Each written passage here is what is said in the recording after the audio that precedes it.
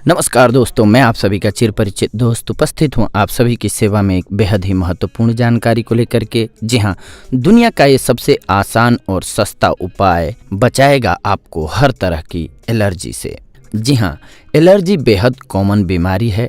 किसी को खाने की चीज़ से, किसी को किसी खास महक से, तो किसी को डॉग या कैट से एलर्जी हो सकती है। एलर्जी की कुछ और भी वजहें हैं।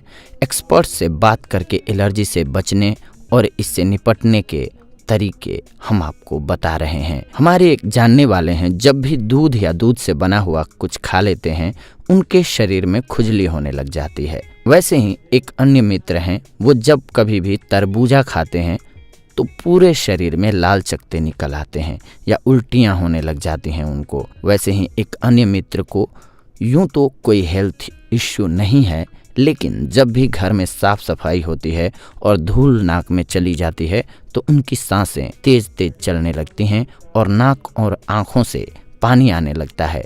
वैसे ही किसी को हल्के धुएं में भी सांस लेने में दिक्कत होती है और खांसी होने लगती है। ये एलर्जी के लक्षण हैं, यानी ये लोग किसी तरह की एलर्जी से पीड़ित हैं। क्या होती है एलर्जी? आइए सबसे पहले ये जानते हैं। जब हमारा शरीर किसी चीज को लेकर ओवर रिएक्ट करता है तो उसे एलर्जी कहते हैं। एलर्जी किसी खाने की चीज, पालतू जानवर, मौसम में बदलाव, कोई फूल, फल, सब्जी के सेवन, खुशबू, धूल, धुआं, दवा यानी किसी भी चीज से हो सकती है।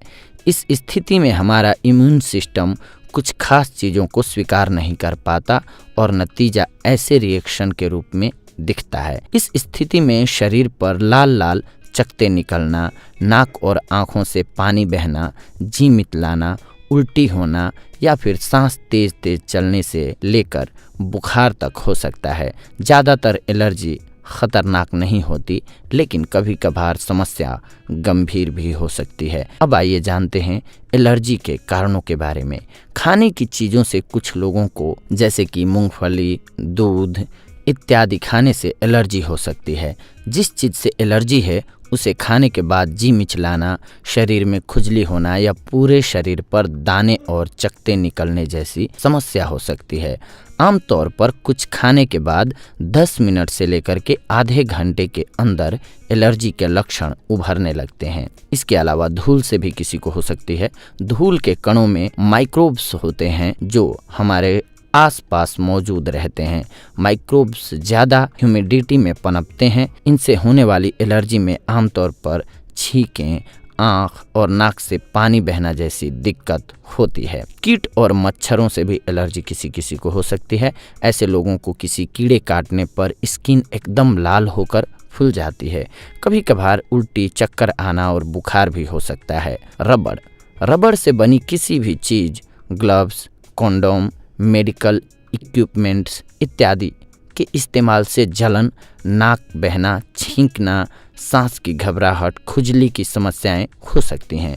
इसके अलावा खुशबू से भी बहुत लोगों को एलर्जी होती है। खुशबू भी कई लोगों के लिए एलर्जी की वजह हो सकती है। परफ्यूम, खुशबू वाली मोमबत्तियाँ, कई तरह के ब्यूटी प्रोडक्ट्स इत्यादि की खुशबू से सिर दर्द, जी मिचलाने इत्यादि की समस्या हो सकती है। इसके अलावा बहुत लोगों को पालतू जानवरों से भी एलर्जी होती है। जानवरों के बाल, उनके मुंह से निकलने वाली लार, रूसी इत्यादि से कई लोगों को गंभीर परेशानियां होती हैं। कई लोगों को घास से होती है। कई बार घास, पेड़ और फूल भी एलर्जी का कारण होते हैं। इनके संपर्क में आने पर खुजली, आंखों में जलन, लगातार छींक और खुजली इत्यादि की समस्या हो सकती है। कई लोगों को किसी खास मौसम से भी एलर्जी होती है। जब मौसम बदलने लगता है तो इन लोगों को गले की खराश, बुखार, नाक बहना, आंखों में जलन जैसी समस्या होती है। ऐसे में कोशिश करें कि ज़्यादा से ज़्यादा घर के अंदर रहें।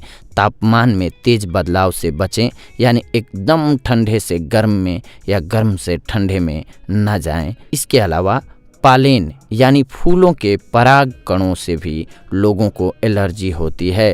पेड़ पौधों और घास फूस के संपर्क में आने पर ये बारीक कण नाक और गले में चले जाते हैं और दिक्कत की वजह बनते हैं।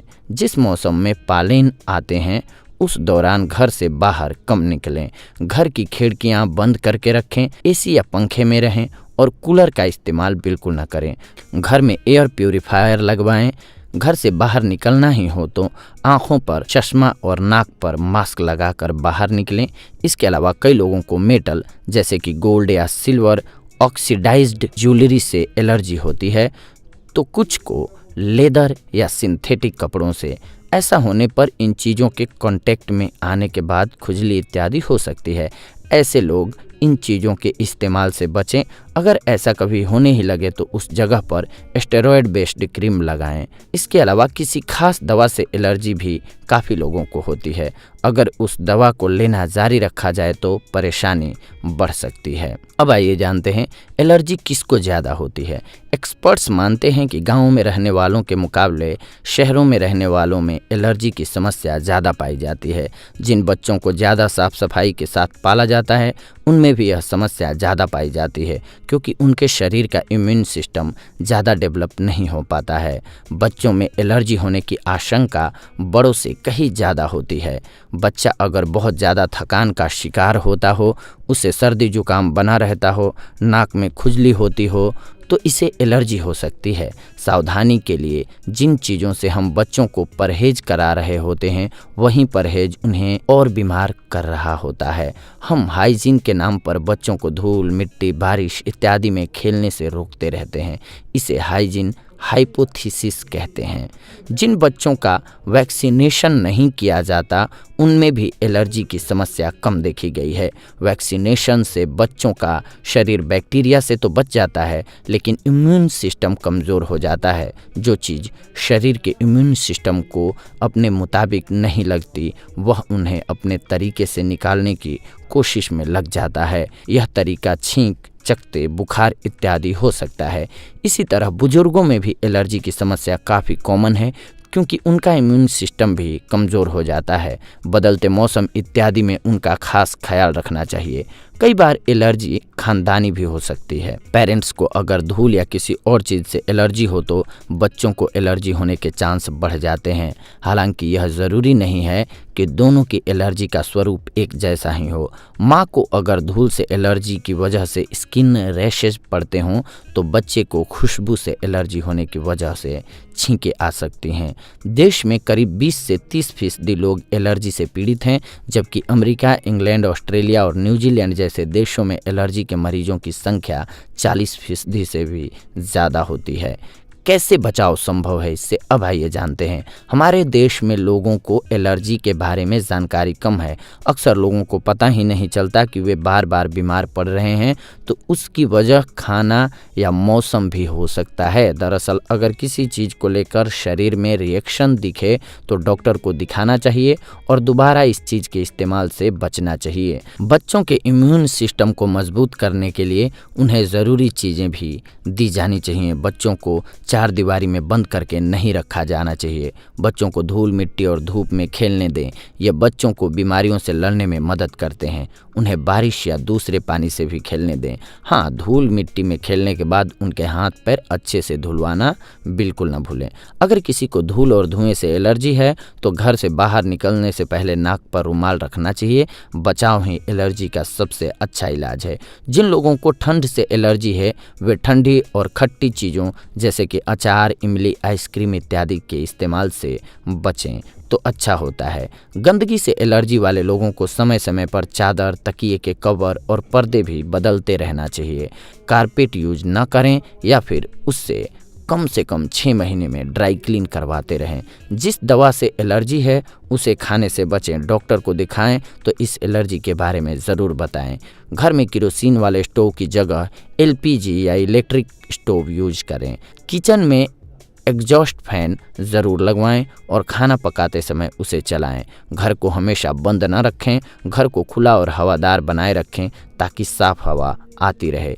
खिड़कियों में महीन जाली लगवाएं और जाली वाली खिड़कियों को हमेशा बंद रखें, क्योंकि खुली खिड़की से कीड़े और मच्छर आपके घर में घुस सकते हैं। दीवारों पर फफूंद और जाले हो गए हों तो उन्हें साफ करते रहें, क्योंकि फफूंद के कारण भी एलर्जी हो सकती है। बारिश के मौसम में फूल वाले प्लांट्स को घर के अंदर ना रखें। अस्थमा और एलर्जी में फ़र्क आइए अब जानते हैं। अस्थमा और एलर्जी में कई चीज़ें कॉमन हैं, लेकिन फिर भी दोनों अलग अलग हैं। लगातार कई दिनों तक जुकाम, खांसी या सांस लेने में दिक्कत हो तो इन्फेक्शन इसकी वजह हो सकता है। जबकि अस्थमा में सांस लेने में परेशानी के अलावा रात में सोते वक्त खांसी आना, छाती में जकड़न महसूस होना, एक्सरसाइज करते हुए या सीढ़ियाँ चढ़ते वक्त सांस फूलना या खांसी आना, ज़्यादा ठंडा या गर्मी होने पर सांस लेने में दिक्कत होना जैसे लक्षण होते हैं। हालांकि एक्सपर्ट्स का कहना है कि अस्थमा भी एक तरह की एलर्जी ही है। जैसे ही शरीर एलर्जी वाली चीज़ों के संपर्क में आता है, अस्थमा का अटैक होता है। इसे एलर्जिक अस्थमा कहते हैं। हाँ, अस्थमा और एलर्जी में एक और कनेक्शन है। अगर किसी को एलर्जिक अस्थमा नहीं है, सिर्फ एलर्जी है, तो अस्थमा होने का खतरा 40% तक बढ़ जाता है। एलर्जी के लिए टेस्ट होता है 2 प्रकार का। स्किन पैच टेस्ट, जिस भी चीज़ से एलर्जी का शक होता है उसका कंसंट्रेशन स्किन पर पैच के जरिए लगाया जाता है। इसके रिजल्ट सटीक होते हैं। इसके बाद ब्लड टेस्ट। ब्लड टेस्ट से भी एलर्जी की जांच होती है। हालांकि एक्सपर्ट्स इसे बहुत सटीक नहीं मानते। स्किन पैच टेस्ट कराने का खर्च 8 से 10 हज़ार रुपये आता है। टेस्ट के जरिए 60 तरह की एलर्जी की जानकारी मिल जाती है। एलर्जी का इलाज एलोपैथी में फूड एलर्जी, खासकर गेहूं से होने वाली सीलियक डिजीज उत्तर भारत में ज़्यादा देखी जाती है। अगर किसी युवा में खून की कमी, विटामिन डी या कैल्शियम की कमी पाई जाती है तो हो सकता है कि उसे गेहूं से होने वाली ग्लूटन एलर्जी हो। अगर स्किन टेस्ट पॉजिटिव आता है तो मरीज को गेहूं से बनी चीज़ें खाने से रोक दिया जाता है। गेहूं के बजाय मक्का, सिंघाड़ा, चने इत्यादि का आटा खाने को दिया जाता है। शरीर में जिन तत्वों की कमी है उन्हें बढ़ाने के लिए दवाएं भी दी जाती हैं। वैसे हल्की फुल्की एलर्जी यानी अगर छींकें आ रही हैं या खुजली हो रही है तो एविल और सिट्रीजिन ले सकते हैं आप। ये दोनों जेनरिक नेम हैं। एक्सपर्ट्स का कहना है कि ये दवाएं कुछ घंटों या फौरन राहत के लिए तो ठीक हैं, लेकिन लंबे समय चलने वाली एलर्जी में बेअसर हैं। एलर्जी होने पर डॉक्टर को दिखाएं। दवा एलर्जी के प्रचार के अलावा मरीज की स्थिति और उम्र के मुताबिक भी तय की जाती है। इम्यूनोथेरेपी और एलर्जी शॉट्स से भी एलर्जी का इलाज किया जाता है। अगर मरीज की हालत ज़्यादा खराब हो तभी इम्यूनोथेरेपी का सहारा लिया जाता है। यह सेफ तरीका है, लेकिन जब किसी ऐसी चीज़ से ही एलर्जी हो जिसे नज़रअंदाज न किया जा सके, मसलन अगर किसी को प्राण खाने से एलर्जी है तो वह उसे नहीं खाएगा, लेकिन अगर पालन से एलर्जी है तो वह हमेशा ही बीमार रहेगा। ऐसे मरीजों को यह थेरेपी दी जाती है। इस थेरेपी का असर लंबे समय तक रहता है। कई बार इसका असर 3 से 4 साल तक रहता है। हालांकि हर मरीज पर असर अलग अलग हो सकता है। यह इलाज थोड़ा महंगा होता है। इसके अलावा होम्योपैथी में दवा बीमारी के लक्षणों के आधार पर दी जाती है। होम्योपैथी में सभी तरह की एलर्जी का इलाज मुमकिन है। हालांकि असर थोड़ा धीमा होता है, लेकिन बीमारी पूरी तरह से ठीक हो जाती है। खुद इलाज करने के बजाय किसी क्वालिफाइड होम्योपैथिक डॉक्टर की सलाह लेनी चाहिए। खाने पीने की चीज़ों से एलर्जी हो रही है तो नेट्रम मूर की 4 बूंदें सुबह शाम थोड़े पानी में मिलाकर पीने की सलाह दी जाती है, लेकिन बच्चों के लिए डोज अलग होती है। एस्प्रिन दवा से एलर्जी होने पर कार्बोवेज और एंटीबायोटिक से एलर्जी होने पर सल्फर 200 दी जाती है। कुछ एलर्जी में ब्रायोनिया, नक्सवोमिका, आर्सेनिक एल्बम इत्यादि दवाएं दी जाती हैं। दवा की डोज उम्र के मुताबिक तय होती है। इसके अलावा आयुर्वेद में रोज सुबह नींबू पानी पीने की सलाह दी जाती है। खट्टी और ठंडी चीज़ों से परहेज करें। कभी कभी कोई दवा खाने से भी एलर्जी हो जाती है, इसलिए हमेशा दवा डॉक्टर से पूछ करके ही लें। अगर स्किन एलर्जी है तो फिटकिरी के पानी से प्रभावित हिस्से को धोएं। नारियल तेल में कपूर या जैतून तेल मिलाकर लगाएं। चंदन का लेप भी राहत देता है। इससे खुजली कम होती है और चकत्ते भी कम होते हैं। पंचकर्म का हिस्सा नास्य शिरोधारा भी एलर्जी में बहुत मदद करता है। इसमें खास तरीके से तेल नाक में डाला जाता है, लेकिन यह प्रक्रिया घर में नहीं करनी चाहिए। एक्सपर्ट्स के देखरेख में ही इसे करना चाहिए। इसके अलावा नेचुरोपैथी और योग के द्वारा भी इलाज जान लेते हैं। योग और नेचुरोपैथी एलर्जी से लड़ने में काफ़ी कारगर है। नेचुरोपैथी एक्सपर्ट्स का मानना है कि एलर्जी से बचने के लिए पेट साफ रखना चाहिए। बहुत गर्म या बहुत ठंडा खाना नहीं खाना चाहिए। हमेशा साफ पानी पीना चाहिए। रोजाना करीब 15 मिनट अनुलोम विलोम, कपालभाति भस्त्रिका प्राणायाम करने से एलर्जी में फ़ायदा होता है, क्योंकि इनसे इम्यून सिस्टम मजबूत होता है। अगर जल्दी जल्दी सर्दी और जुकाम की एलर्जी हो तो सुबह उठकर गुनगुने पानी में नींबू का रस मिलाकर पिएं, लाभ होगा। पोल्यूशन से होने वाली एलर्जी से बचने के लिए गुनगुने पानी में तुलसी, नींबू, काली मिर्च और शहद डालकर पिएं। बदलते मौसम में होने वाली एलर्जी से बचने के लिए खट्टी चीज़ें जैसे कि अचार और तली भुनी चीज़ें खाने से परहेज करें। जो भी हमने आपको ये दवाएं बताई हैं, ये बिना डॉक्टर की सलाह के आप न लें, ये हमारा सुझाव है आप सभी को, क्योंकि हो सकता है कि हम जो बता रहे हैं वो किसी और एलर्जी के लिए हो और आपको किसी अन्य तरह की एलर्जी हो, इसलिए इससे बचना चाहिए आपको। तो दोस्तों, ये थी आज की हमारी जानकारी आप सभी के लिए। अगले एपिसोड में हम आप सभी के साथ जुड़ेंगे एक और बेहद ही महत्वपूर्ण जानकारी को लेकर के। तब तक के लिए धन्यवाद। नमस्कार दोस्तों।